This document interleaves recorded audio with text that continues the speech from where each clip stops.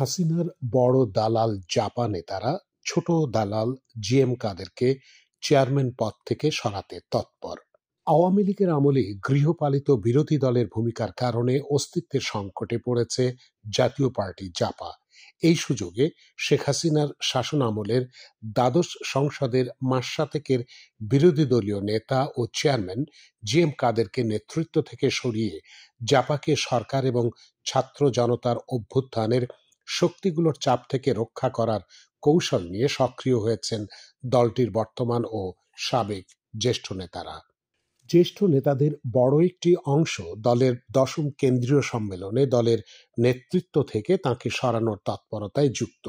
এটা টের পেয়ে চেয়ারম্যান জিএম কাদের 28শে জুন রাজধানীর বাংলাদেশ চীন মৈত্রী সম্মেলন কেন্দ্রে পার্টির দশম জাতীয় সম্মেলন স্থগিত করেছেন। দলের চেয়ারম্যান প্রেসিডিয়াম সদস্যদের সঙ্গে কোনো আলোচনা ছাড়াই সম্মেলন স্থগিত করেছেন বলে অভিযোগ করেছেন জাপার জ্যেষ্ঠ কো চেয়ারম্যান আনিসুল ইসলাম মাহমুদ ও co chairman ABM Ruhul Amin Howlader. তারা সম্মেলনে চেয়ারম্যান ও মহাসচিব প্রার্থী। এই অংশটি 28শে জুন রাজধানীর কাকরাইলে জাতীয় পার্টির কেন্দ্রীয় কার্যালয় প্রাঙ্গণে সম্মেলন করার প্রস্তুতি নিচ্ছে।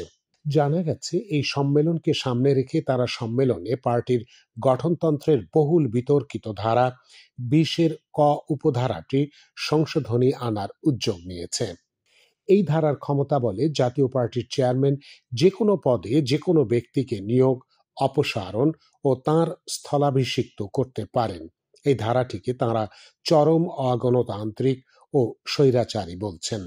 অবশ্য জাতীয় পার্টির চেয়ারম্যান জিএম কাদের ও তার ঘনিষ্ঠ নেতারা বলছেন, নতুন করে দলীয় প্রধানকে চ্যালেঞ্জ জানানোর যে তৎপরতা, সেটি 5 আগস্টের গণ অভ্যুত্থান পরবর্তী রাজনৈতিক পট পরিবর্তনের নতুন রূপ।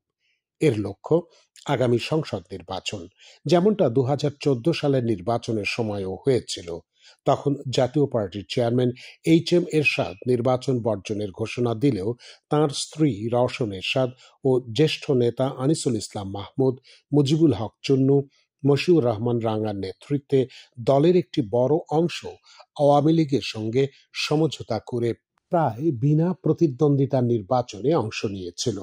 তবে জিএম কাদের ওই নির্বাচনে অংশ নেননি। জানা গেছে বিভক্তি সৃষ্টি করে পার্টির একটি অংশকে নির্বাচনে নেওয়ার টোপ দেওয়া হয়েছে। এজন্য জিএম কাদেরকে মাইনাস করা হয়েছে। সেই টোপে পড়ে জ্যেষ্ঠ নেতাদের কেউ কেউ জাতীয় পার্টির সম্মেলন স্থগিতকে উপলক্ষ্য বানাচ্ছেন। তাঁরা দলীয় গঠনতন্ত্রের 20 ধারার ক উপধারাকে নতুন করে সামনে আনছেন। অথচ এই নেতারা দলীয় গঠনতন্ত্র মেনেই 4 বছর রাজনীতি করেছেন, অনেকে এমপি মন্ত্রীও হয়েছেন।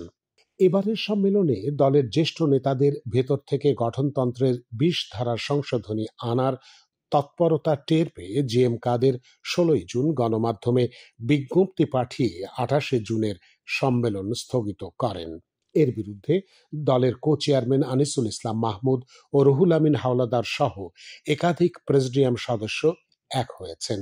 এর সঙ্গে বিভিন্ন সময় দলীয় পদ থেকে বহিষ্কার বা অব্যাহতি দেওয়া রওশনপন্থী কাজী ফিরোজ রশিদ, সৈয়দ আবু হোসেন বাবলা, আব্দুস সাত্তার ও কাজী মামুনুর রশিদ সম্মেলন করতে একজোট হয়েছেন। আনিসুল ইসলাম মাহমুদ বলেন, আমরা পার্টির প্রেসিডিয়ামের সিদ্ধান্ত মোতাবেক 28শে জুন কাউন্সিল করব। আমি চেয়ারম্যান পদে ও রুহুল আমিন হাওলাদার মহাসচিব পদে প্রতিদ্বন্দ্বিতা করব। কাউন্সিলের মধ্য দিয়ে আমরা দলের নেতৃত্বের পরিবর্তন চাই।